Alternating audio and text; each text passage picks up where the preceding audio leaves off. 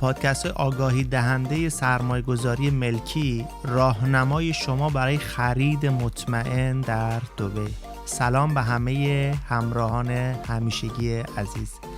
ما اینجا هستیم تا شما رو با یک سری پادکست های جذاب و کاربردی همراه کنیم. اگر به فکر خرید ملک در دبی هستید یا میخواید بیشتر درباره قوانین و سبک زندگی در این شهر مدرن بدونید، این پادکست ها دقیقاً برای شما ساخته شدن. چه موضوعاتی در این پادکست ها مطرح میشن؟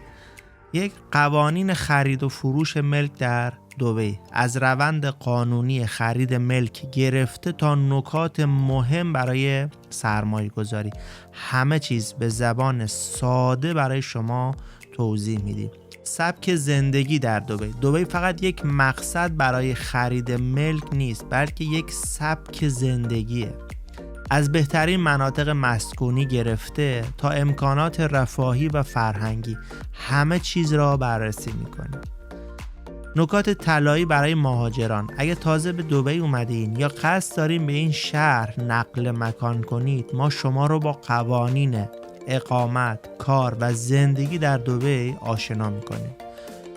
تجربیات شخصی و داستان‌های موفقیت. در هر قسمت داستان‌های واقعی از خریداران و سرمایه‌گذاران موفق را به شما به اشتراک می‌ذاریم. چرا این پادکست ها رو گوش بدین؟ این پادکست ها با هدف آگاهی بخشی و راهنمایی شما تولید شدن.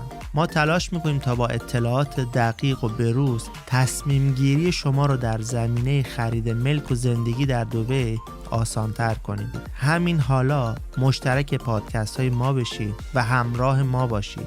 دبی را بهتر بشناسید، هوشمندانه تر سرمایه گذاری کنید و از زندگی در این شهر فوق‌العاده لذت ببریم. اولین قسمت به زودی منتشر میشه. منتظر شما هستیم.